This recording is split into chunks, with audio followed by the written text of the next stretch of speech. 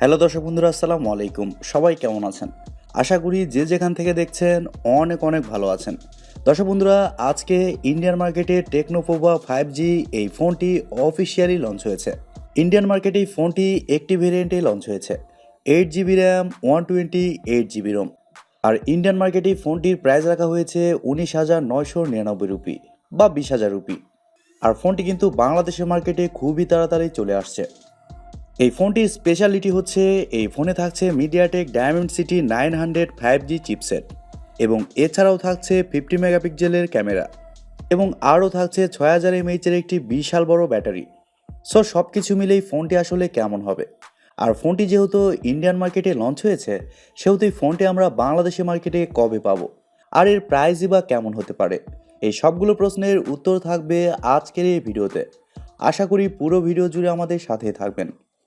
আর আপনি যদি আমাদের চ্যানেলে নতুন হয়ে থাকেন, সেক্ষেত্রে আমাদের চ্যানেলটি সাবস্ক্রাইব করে পাশে থাকবেন। প্রথমে যদি ফোনটির ডিজাইন এবং বিল্ড কোয়ালিটি নিয়ে কথা বলি, তাহলে এই ফোনটির সাইজটা কিন্তু বিশাল, মানে একটু বড় সাইজ। আর ফোনটির ব্যাক সাইডে এবং ফ্রেমে থাকছে প্লাস্টিক। আর ফোনটির ব্যাক সাইডে থাকছে 3টি ক্যামেরা। তবে এই ফোনটির ক্যামেরা মডিউল কিন্তু একটু আলাদা করা হয়েছে। ক্যামেরার 3টি সেন্সরের সাইজটা কিন্তু মোটামুটি সেম। টেকনো পোভা 5G এই ফোনটির সামনে আসলে আপনারা পেয়ে যাচ্ছেন একটি ফুল ভিউ ডিসপ্লে, যার উপরের অংশে মাঝ বরাবর কাটআউটের মাধ্যমে বসানো থাকছে সেলফি ক্যামেরাটি। তবে এই ফোনে কিন্তু ইন ডিসপ্লে ফিঙ্গারপ্রিন্ট সেন্সর থাকছে না। এই ফোনে থাকছে সাইড মাউন্টেন ফিঙ্গারপ্রিন্ট সেন্সর, যা যথেষ্ট ফাস্ট এবং অ্যাকুরেট বলে জানতে পেরেছি। আর ভালো ব্যাপার হচ্ছে এই ফোনে আপনারা সব ধরনের পোর্টস অ্যান্ড বাটন পেয়ে যাচ্ছেন, যেমন 3.5mm headphone jack, type C slot ইত্যাদি। তবে এই ফোনটা কিন্তু যথেষ্ট মোটা। এই ফোনটির থিকনেস করা হয়েছে 9.1 মিলিমিটার। আর ফোনটিতে আপনারা 2টি সিম কার্ডের পাশাপাশি একটি মাইক্রো এসডি কার্ড ব্যবহারেরও সুযোগ পাচ্ছেন। তবে এই ফোনটি শুধুমাত্র একটি কালার ভেরিয়েন্টেই পাওয়া যাবে, আর সেটি হচ্ছে ব্ল্যাক।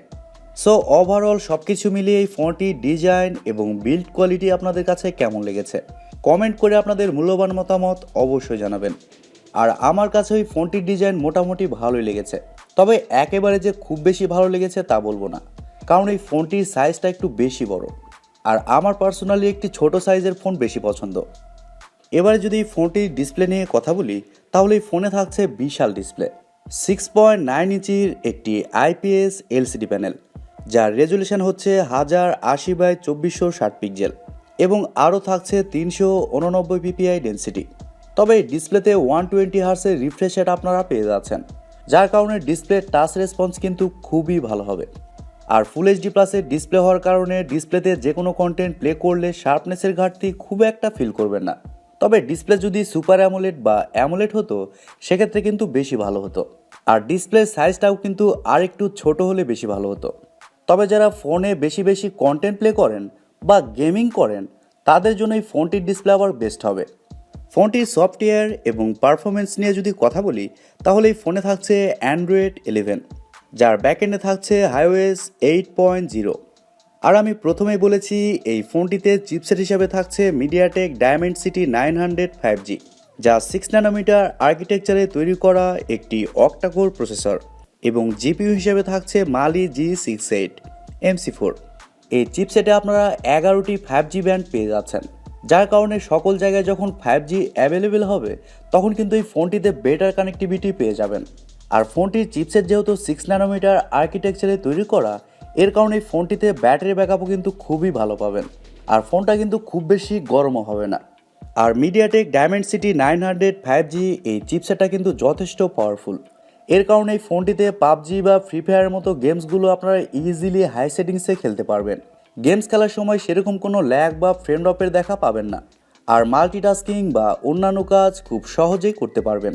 ফোনটি একটি ভেরিয়েন্টে লঞ্চ হয়েছে, 8GB র্যাম, 128GB রোম, যার স্টোরেজ টাইপ হিসেবে থাকছে UFS 3.1 এবং র্যাম টাইপ হিসেবে থাকছে LPDDR4X।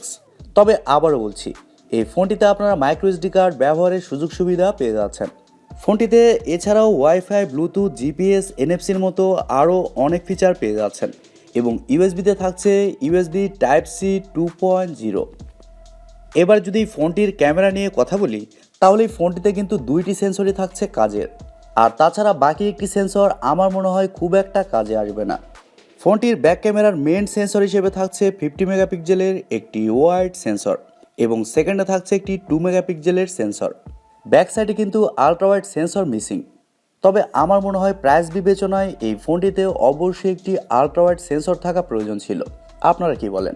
আর ফোনটির ব্যাক ক্যামেরা দিয়ে আপনারা শুধুমাত্র 1080pতে 30 fps শ্যুট করতে পারছেন।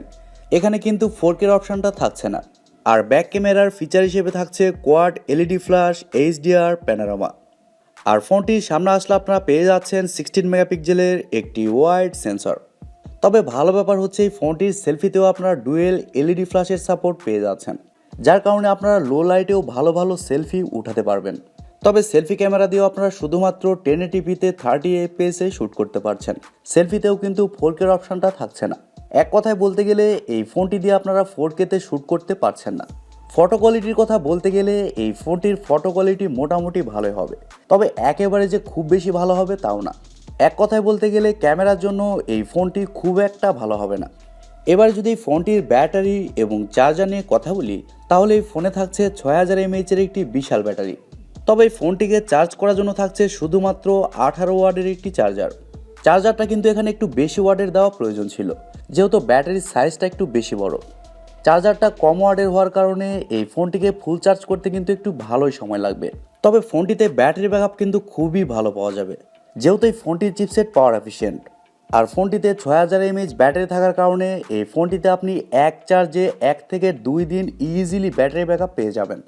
ব্যাটারি ব্যাকআপের দিকে এই ফোনটিতে কোনো ধরনের সমস্যা ফেস করবেন না। এবার আসা যাক মেন পয়েন্টে, ফোনটির প্রাইস এবং লঞ্চিং ডেট।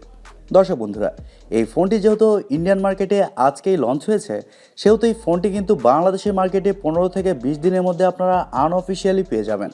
তবে অফিসিয়ালি ফোনটি যে কবে আসবে এই বিষয়ে কোনো ধরনের ইনফরমেশান এখনও পাওয়া যায়নি। আর বাংলাদেশের মার্কেটে এই ফোনটির প্রাইস হতে পারে 23 থেকে 24,000 টাকা। আর ওভারঅল এই ফোনটি যে খুব বেশি ভালো হবে তাও না। কিছু কিছু ক্ষেত্রে এই ফোনটি খুবই ভালো হবে, আবার কিছু কিছু ক্ষেত্রে খুবই খারাপ হবে। যেমন পারফরমেন্সের জন্য এই ফোনটি খুবই ভালো হবে। আপনারা যদি বেশি বেশি গেমিং করতে চান এবং ফোনটিতে বড় ব্যাটারির প্রয়োজন হয়ে থাকে, সেক্ষেত্রে এই ফোনটি কিন্তু আপনার জন্য বেস্ট হবে। আর তাছাড়া আপনারা যদি ক্যামেরার জন্য ফোন নিতে চান, সেক্ষেত্রে এই ফোনটি কিন্তু আপনার জন্য একদমই না। আশা করি সব কিছুই ভালোভাবেই বুঝতে পেরেছেন। সো দর্শক বন্ধুরা, এই ছিল আজকের ভিডিওটি আপনাদের কাছে কেমন লেগেছে কমেন্ট করে অবশ্যই জানাবেন। আর ভিডিওটি যদি সত্যিই ভালো লেগে থাকে, তাহলে টিভি টেক টিউব চ্যানেলটি সাবস্ক্রাইব করবেন, ভিডিওতে একটি লাইক দিবেন, আর সব সময় আমাদের পরিবারের একজন হয়ে থাকবেন, কারণ আপনাদের সাপোর্ট এবং ভালোবাসা সব সময় প্রয়োজন। সো আজকের মতো এ পর্যন্তই। সবাই অনেক অনেক ভালো থাকবেন এবং নিরাপদে থাকবেন।